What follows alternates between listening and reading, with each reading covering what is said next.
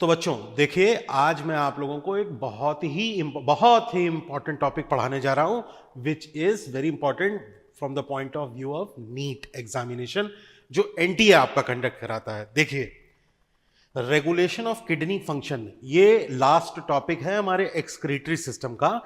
इस टॉपिक में हम ये पढ़ने जा रहे हैं बच्चों कि किस तरह से किडनी फंक्शन का रेगुलेशन होता है।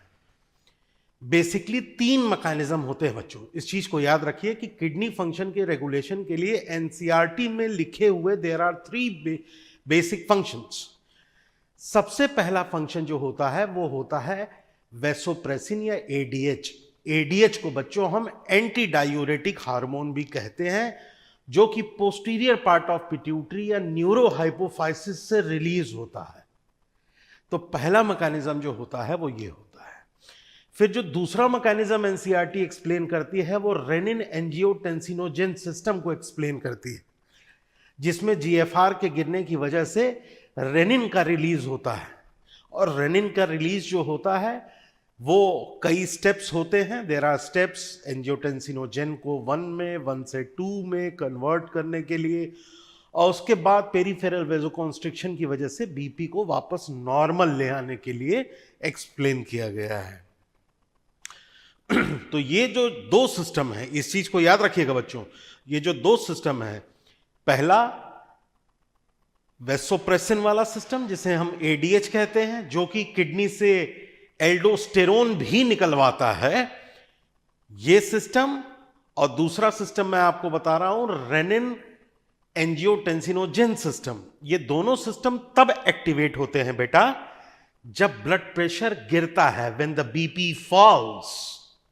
जबकि जो लास्ट है, जो अब मैं तुम्हें बताने जा रहा हूं बेटा, atrial natriuretic factor ANF, it is a hormone which is release from the walls of the atria. ये एट्रिया के वॉल्स से रिलीज होने वाला हार्मोन है, और ये तब रिलीज होता है जबकि बीपी बढ़ा हुआ हो। एट्रियल वॉल के स्ट्रेच की वजह से बीपी जो है वो बढ़ा हुआ होता है। ठीक है, तो देयर आर बेसिक 3, यही 3 मैकेनिज्म दिए हुए हैं किडनी फंक्शन के रेगुलेशन के लिए।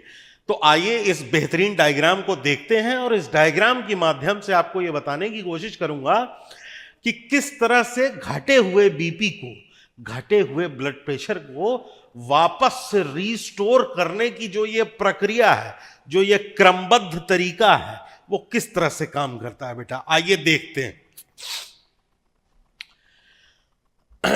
जाना पहचाना फिगर है बच्चों आप लोगों का, जाना पहचाना फिगर है ये। आप जानते हैं कि इस एरिया को क्या कहते हैं बेटा, इसको कहते हैं मेल्फिजियन बॉडी। मेल्फिजियन बॉडी क्या होती है बच्चों? A tuft of glomerulus along with the Bowman's capsule, it is known as Malpighian body. तो ये Malpighian body हो गया।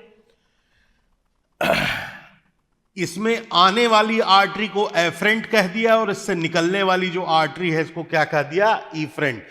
जो आ रही है ब्लड लेके वो एफरेंट, जो जा रही है ब्लड लेके वो इफरेंट आर्टीरियोल हो गया। इसके अलावा नेफ्रॉन के स्ट्रक्चर में आपको पता है कि ये कॉन्वोल्यूटेड का मतलब होता है बड़ा ही टेढ़ा मेढ़ा, बड़ा ही टेढ़ा मेढ़ा। तो this is in close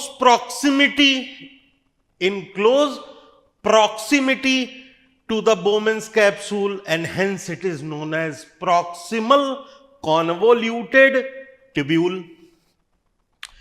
This proximal convoluted tubule hangs down as loop of Henle. It hangs down below as loop of Henle and goes out to meet the collecting duct as distal. P से proximal, P से पास, D से distal, D से दूर। तो ये distal convoluted tubule बाहर लेके चला जाता है एफरेंट आर्टीरियोल से कलेक्टिंग डक्ट में, अपने यूरिन के सिक्रीशन को पोर कर देता है बच्चों। मुख्यतः हमें क्या करना है, हमें देखना है ये एरिया जो ग्रीन रंग से इसमें दिखाया हुआ है, जिसको और भी क्या मेंशन किया हुआ है बच्चों, जक्स्ट्राग्लोमरुलर अपैरेटस। इसके बारे में हम और भी पढ़ेंगे। इस जक्स्ट्राग्लोमरुलर अपैरेटस में आप देखेंगे, मुख्यतः आप क्या देखेंगे, ध्यान से देखिएगा। मैं एक बार फिर से ये चीज हटा देता हूं ताकि आपको ये क्लियर कट समझ में आए। हमेशा ध्यान से देखिए इस एरिया को। ये this area which is encircled as green over here, इसमें आपको दिख रही है डिस्टल कॉन्वोल्यूटेड टिब्यूल, इसमें आपको देख रहे हैं इफरेंट एंड एफरेंट आर्टीरियोल्स। ये देखिए ये एफरेंट आर्टीरियोल, ये इफरेंट आर्टीरियोल, ये डिस्टल कन्वोल्यूटेड टिब्यूल। दिख रहा है कि नहीं दिख रहा है बच्चों? तो ये तीनों चीजें दिख रही हैं आपको, और इसके अलावा जो नई चीज दिख रही है वो है लेसिस सेल्स या पोल्किंसन सेल्स। इन्हीं को मिला दीजिए तो जक्स्ट्राग्लोमरुलर अपैरेटस तैयार हो जाता है। आइए देखें कौन कौन सी सेल्स हैं जो कि मिलकर के जक्स्टा मींस नियर, जक्स्ट्राग्लोमरुलर अपैरेटस बनाती हैं। भाई ये इफरेंट आर्टीरियोल है, ये डिस्टल टिब्यूल है। तो डिस्टल टिब्यूल में कुछ स्पेशलाइज्ड टिब्यूलर सेल्स हैं जिनको कि हम क्या नाम दे रहे हैं बच्चों, मैकुला डेंसा। ठीक, फिर आपको स्पेशलाइज्ड वेस्कुलर सेल्स हैं। स्पेशलाइज्ड देखिए ये एरो है बच्चों, ये देखिए डायग्राम, ये देखिए है कि नहीं। एफरेंट आर्टीरियोल में ध्यान दीजिए, एफरेंट आर्टीरियोल में कुछ स्पेशलाइज्ड वेस्कुलर सेल्स हैं जिनका कि क्या नाम है, जक्स्ट्राग्लोमरुलर सेल्स। तो ये हो गया एक, मैकुला डेंसा हो गया दो, और बच्चों लेसिस सेल्स या पोल्किंसन सेल्स हो गया तीन।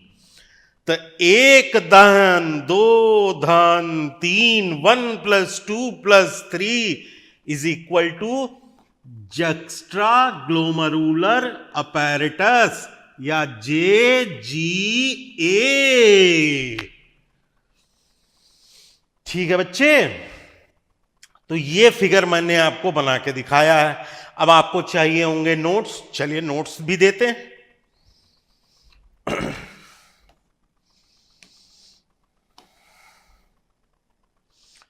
ये लीजिए नोट्स, जो मैंने बोला है वो यहां पे लिखा है।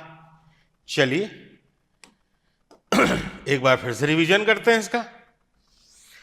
जक्स्ट्राग्लोमरुलर apparatus JGA consist of 3, 1, 2, 3. One is juxtaglomerular cells which were present in the afferent arterioles, the macula densa cells which were present in the distal tubule, and the lacis or the Poikinson's या mesenglial cells. 1, 2, 3. Got it? Now let's elaborate those things. What is macula densa? आइए देखते हैं बच्चों। The cells of the DCT. What do you mean by the term DCT? Distal convoluted tubule.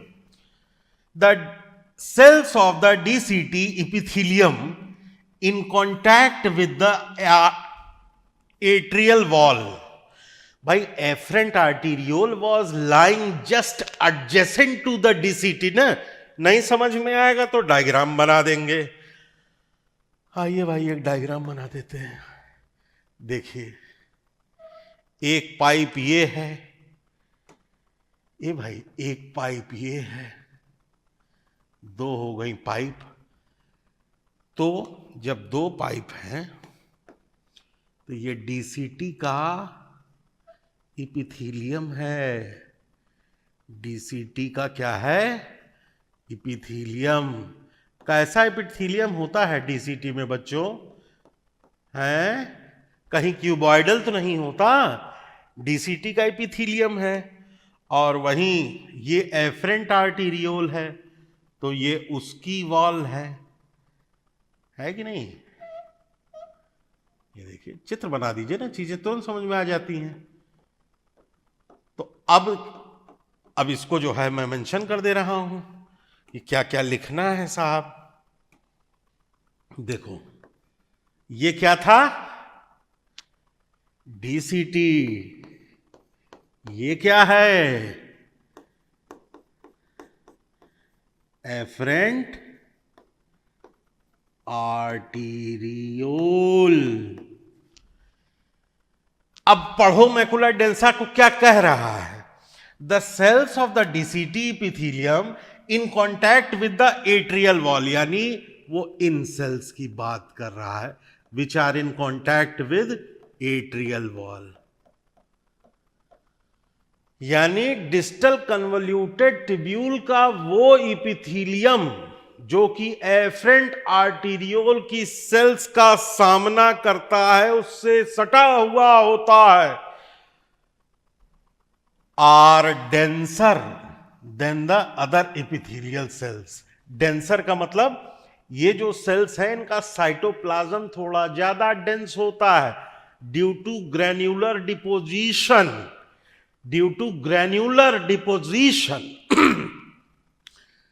Due to granular deposition, the cytoplasm of the cells of the epithelium of the distal convoluted tubule which lie adjacent to the afferent arteriole। समझ में आई बात? These are collectively called macula densa। Distal convoluted tubule की वो sales जो कि efferent arteriole के बगल में पाई जाती हैं, उन्हें मैकुला डेंसा कहते हैं। ठीक, आइए भाई। तो अब दूसरा है जक्स्टाग्लोमरुलर सेल्स। ये क्या होती हैं? The smooth muscle sales. भाई, आप दुनिया जानती है कि आर्टरी और आर्टीरियोल के अंदर स्मूथ मसल्स पाई जाती हैं। The smooth muscle cells of the walls of both arterioles in contact with the DCT epithelium are swollen and contain dark granules of inactive renin. इसका मतलब समझे आप? इनएक्टिव रेनिन कहां है बच्चे? बच्चे मन के सच्चे, यहां पे बेटा। The smooth muscle cells which are adjacent to the DCT. सभी सेल्स में नहीं, सभी smooth muscles of the afferent arteriole में नहीं, सिर्फ उन smooth muscles of the arteriole में जो कि डीसीटी से सटी हुई है, उनका भी साइटोप्लाज्म डेंस होता है, क्योंकि उसमें भी ग्रैन्युलर डिपोजिशन होता है। किसका?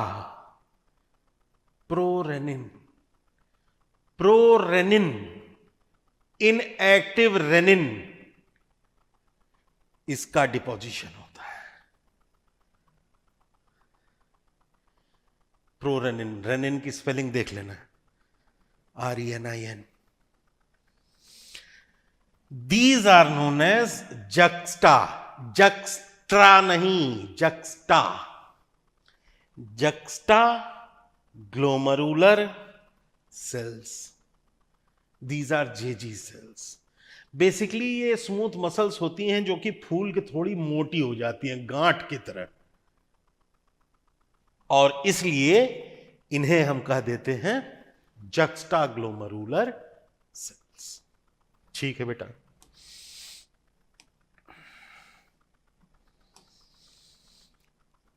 एडिटिंग वालों, इसके बाद काट देना, नई रील बनाना। पढ़ा हम रेगुलर रहे हैं।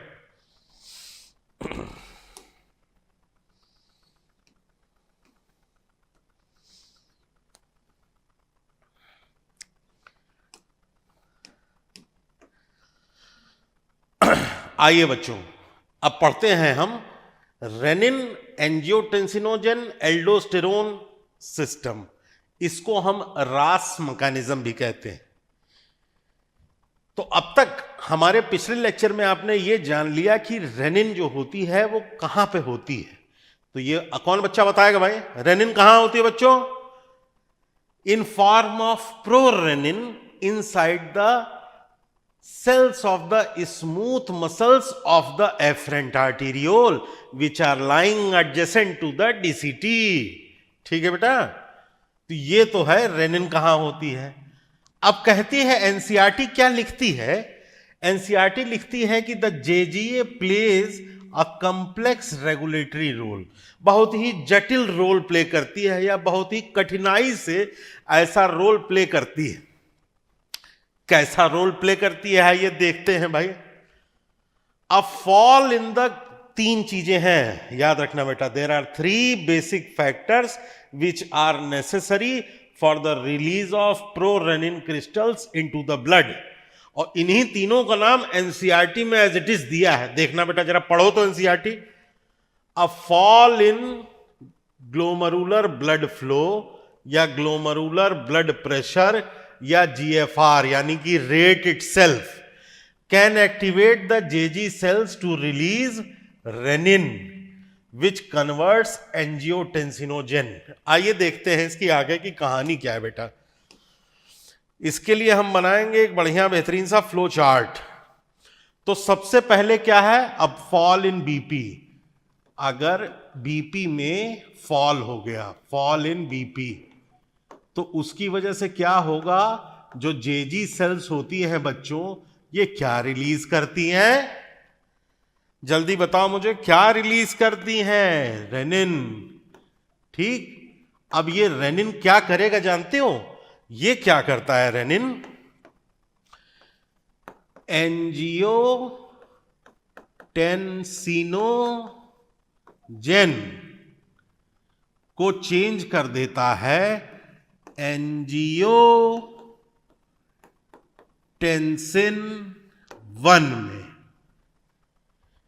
यहां पे है रेनिन का उपयोग, यहां पर है रेनिन का उपयोग। अब आप कहोगे ये एंजियोटेंसिनोजन आई कहां से? बाबा ये आती है लीवर से। एक एंजाइम है, इसको कौन रिलीज कर रहा है? कौन रिलीज कर रहा है इसे? लिवर। अब ये angiotensin 1, it is again converted into angiotensin 2.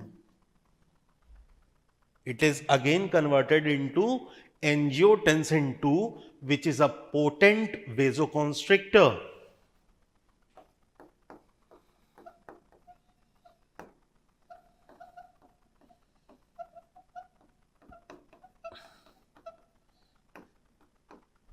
It is a potent vasoconstrictor. ये करेगा, अब पोटेंट वेजोकॉन्स्ट्रिक्टर है तो क्या करेगा? वेजोकॉन्स्ट्रिक्शन करा देगा। लेकिन अभी एक बात मेरी अधूरी रह गई है, और ये आपका एक नीट का सवाल भी है बच्चों। एंजियोटेंसिन 1 को एंजियोटेंसिन 2 में कन्वर्ट करने के लिए एक एंजाइम लगती है। इस एंजाइम को कहते हैं angiotensin converting enzyme.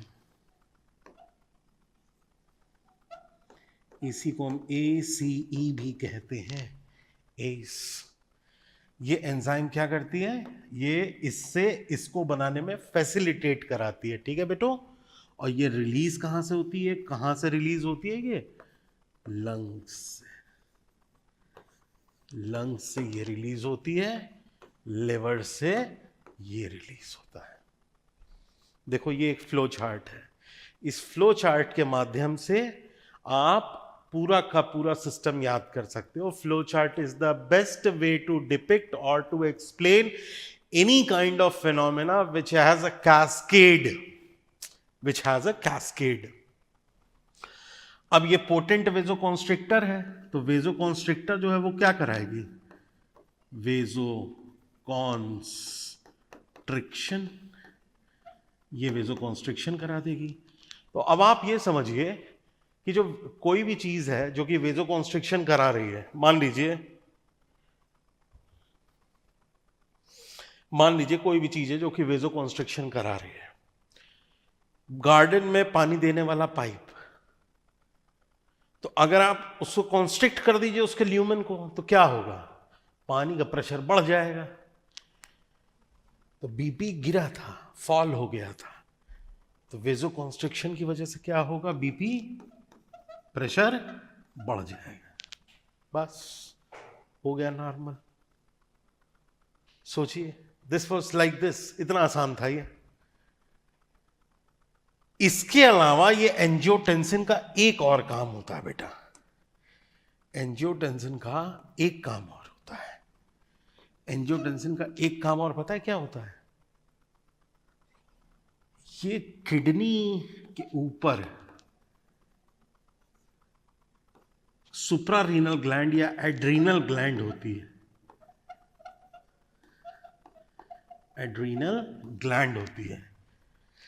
Adrenal gland को ये पुश करता है कि तुम क्या रिलीज कराओ, एल्डोस्टेरोन,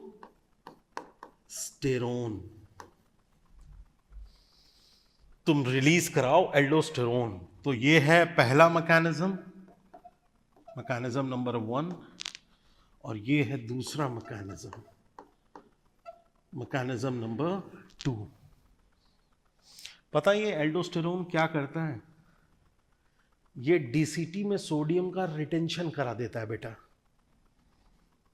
डिस्टल कॉन्वोल्यूटेड ट्यूब्यूल में क्या करा देगा, sodium is represented by Na+, इसका करा देता है रिटेंशन।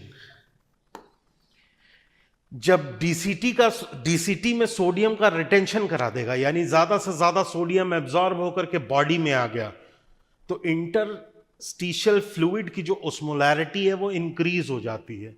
जब ओस्मोलैरिटी इंक्रीज हो जाती है तो water retaining capacity of the interstitial fluid बढ़ जाती है, तो वाटर को खींचने की अपनी ओर, भाई सबको पता है कि वाटर का मूवमेंट उस दिशा में होता है जिस दिशा में सोल्यूट का कंसंट्रेशन ज्यादा है। तो जब सारा पानी शरीर में ही रह जाएगा और वॉल्यूम बढ़ जाएगा, वॉल्यूम बढ़ जाएगा, तो ज्यादा वॉल्यूम बढ़ेगा, ज्यादा प्रेशर हो जाएगा। ये मैकेनिज्म है। सोडियम रिटेंशन से हमारा मतलब इस चीज से होता है कि बॉडी अगर सोडियम को रिटेन करके अपने ही पास रखेगी तो यूरिन में जो पानी निकल रहा था वो नहीं निकलेगा, यूरिन कंसंट्रेटेड निकलेगी और सारा पानी शरीर खींच लेता है। तो पानी खींच लेगा तो ब्लड वॉल्यूम जो कि कम हो गया था, अ फॉल इन ब्लड फ्लो या ब्लड प्रेशर या जो रेट है जीएफआर का, ये रिस्टोर हो जाएगा ना। बस ज्यादा छनेगा पानी तो जीएफआर जो है वो बढ़ जाएगा। तो this is how these things happen. अब देखिए, ये चीज मैंने आपको बताई थी पिछली क्लास में भी कि angiotensin 2 being a powerful vasoconstrictor, जब पावरफुल वेजोकॉन्स्ट्रिक्टर है तो ये क्या करेगा, it increases the glomerular blood pressure and thereby GFR. हर ग्लोमेरुलस में पानी का हाइड्रोस्टैटिक प्रेशर होता है, तो जब ब्लड में या बॉडी के अंदर जब पानी की मात्रा बढ़ेगी तो ग्लोमेरुलर प्रेशर भी बढ़ेगा, तो ज्यादा प्रेशर से छनेगा तो ज्यादा छनेगा तो रेट भी ज्यादा हो जाएगा। तो इसका फ्लो चार्ट कैसे बनाओगे बच्चों तुम लोग, ऐसे बनाओगे कि जो एल्डोस्टेरोन है इसने क्या कराया था, सोडियम का रिटेंशन, और सोडियम के रिटेंशन की वजह से क्या हुआ था? Osmolarity of medullary interstitial fluid increase हो जाएगा। उसकी वजह से बॉडी में वाटर रिटेंशन बढ़ जाएगा, बॉडी वॉल्यूम भी इंक्रीज होगा, और बॉडी वॉल्यूम के इंक्रीज होने से क्या होगा?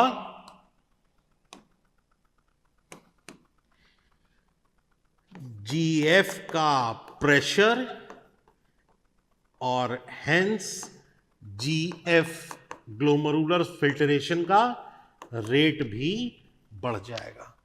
सो ये फ्लो चार्ट ये है, और इसके अलावा ये वाला पोर्शन मैंने आपको एक्सप्लेन कर ही दिया है। Just see, this is step number 1।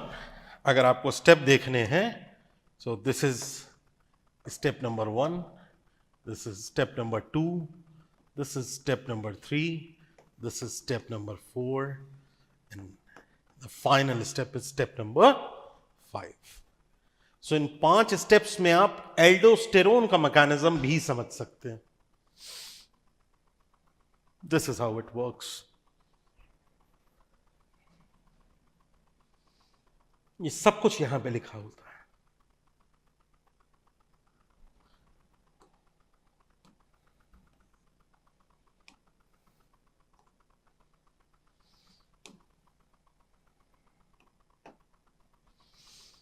मेरी सबसे शानदार पेशकश आपके सामने बच्चों, जस्सी, जितना मैंने तुमको पढ़ाया समझाया था बेटा, ये उसका साकार रूप है। It is the compilation of all the concepts which I have told you, which I have taught you in form of flow chart और इन फॉर्म ऑफ डायग्राम और इन form of paragraph. This is a compilation of everything, best diagram and the best creativity you can see on the internet today. Blood pressure में कमी आ गई, drop in the blood pressure. ये kidney से क्या कहेगा कि तुम क्या रिलीज करो? रेनिन। रेनिन एंजियोटेंसिनोजन जो कि लिवर से रिलीज हो रहा है, उसको एंजियोटेंसिन 1 में कन्वर्ट करेगा। अब एक एंजाइम थी एंजियोटेंसिन कन्वर्टिंग एंजाइम, जो कहां से रिलीज हो रही थी बच्चों? लंग से। वो एंजियोटेंसिन 1 को एंजियोटेंसिन 2 में कन्वर्ट करता है। अब देखिए कि एंजियोटेंसिन 2 के कितने फंक्शन हैं और उनके टारगेट ऑर्गन्स क्या हैं। यह भी आपसे एक बहुत अच्छा सवाल बन सकता है कि which of the following organ is not the target organ of the angiotensin 2? तो क्या हाइपोथैलेमस उसका टारगेट ऑर्गन है? जी हां। क्या करता है हाइपोथैलेमस में? हाइपोथैलेमस में थर्स्ट सेंटर होता है, तो ड्रिंकिंग की अर्ज को बढ़ा देता है। चूंकि ब्लड प्रेशर कम हो गया है, तो बॉडी में अगर वॉल्यूम जो है वो कम हो गया है, तो उसको अगर बढ़ाना है तो हमें पानी का इंटेक अपने शरीर में बढ़ाना होगा। तो हाइपोथैलेमस को ये स्टिमुलेट करके हमारे थर्स्ट सेंटर को एक्टिवेट करता है, नंबर 1। नंबर 2 है कार्डियोवैस्कुलर सिस्टम।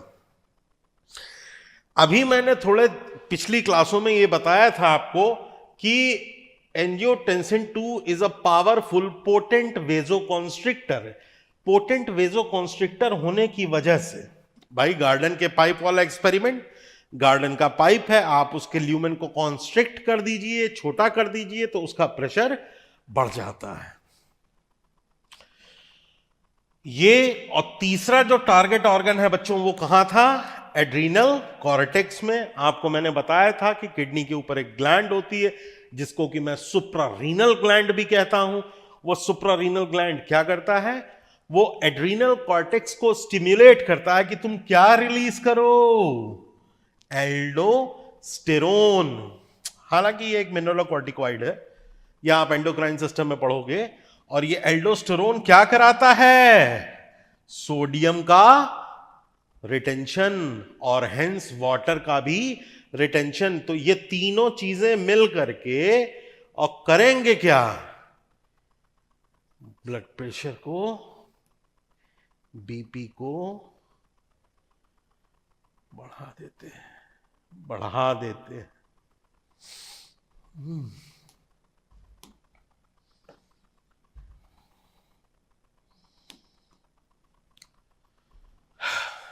भाई हमारे विज्ञान पथ के भाइयों और बहनों, मेरे विशाल भाई, यहां पे ये रील फिर से कट कर देना। एक रील और तैयार हो गई।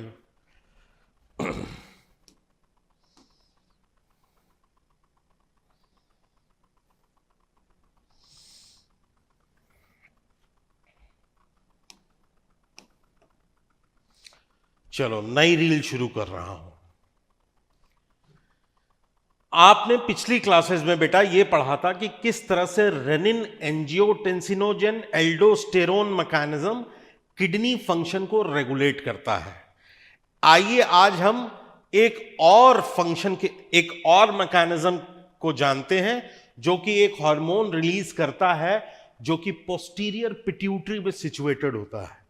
आइए देखते हैं, एक पिट्यूटरी का डायग्राम बनाते हैं और उस पिट्यूटरी के डायग्राम से हम ये समझेंगे, ठीक है, कि जो पोस्टीरियर पिट्यूटरी है ये, इसको हम न्यूरोहाइपोफाइसिस भी कह सकते हैं। न्यूरोहाइपोफाइसिस, ठीक है, ये रिलीज करती है एंटी डाईयूरेटिक हार्मोन।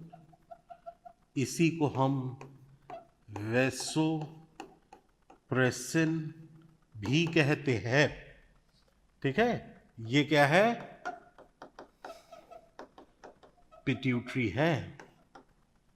ठीक है बच्चों, तो आपको ये क्लियर हो गया कि ये पिट्यूटरी का पोस्टीरियर लोब है। ठीक है, this is the posterior lobe of the pituitary बच्चों। और उससे निकलने वाला जो हार्मोन है वो है एडीएच। इसके अलावा एक और हार्मोन निकलता है ना, ऑक्सीटोसिन। सही है। एक्चुअली में ये दोनों हार्मोन हैं, एडीएच और ऑक्सीटोसिन, वो पोस्टीरियर पिट्यूटरी में बनते नहीं, सिर्फ स्टोर होते हैं। बनते तो वो हाइपोथैलेमस में है, ये तो पता ही है आप लोगों को। खैर ठीक है, तो आइए भाई जान लेते हैं एडीएच मैकेनिज्म क्या है। एडीएच मैकेनिज्म कहता है कि the osmoreceptors in our body are activated by change in the blood volume. बहुत इंपॉर्टेंट चीज है बेटा। देखिए ओस्मो रिसेप्टर हमारी बॉडी में क्यों एक्टिवेट होते हैं? Due to 3 reason. Blood volume की वजह से, बॉडी फ्लूइड वॉल्यूम की वजह से, और आयनिक कंसंट्रेशन की वजह से। बहुत अच्छा सवाल बनता है कि which of the following is not responsible for activating the osmoreceptors of our body. So there are 3 things which एकदम एनसीईआरटी की सीधी सीधी लाइन है बेटा। ये blood volume, body fluid volume and ionic concentration of the body. These are the 3 factors which are responsible for activating the osmoreceptors of our body. ठीक है, आइए इसके mechanism के बारे में पढ़ते हैं। N excessive loss of fluid. Excessive loss of fluid का मतलब एक्सेसिव ब्लीडिंग से हो सकता है, एक्सेसिव स्वेटिंग की वजह से हो सकता है, सीवियर डिहाइड्रेशन की वजह से हो सकता है। There can be various reasons for that. So an excessive loss of fluid from the body can activate these receptors. कौन से रिसेप्टर्स बेटा?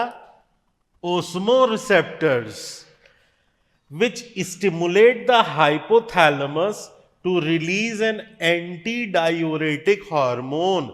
मैंने आपको बताया था ना कि एंटी डायूरेटिक हार्मोन जो है ये बेसिकली बनाता है सुप्रा optic nucleus of the hypothalamus, but it is stored in the posterior part of the pituitary which is also known as neurohypophysis. ठीक है,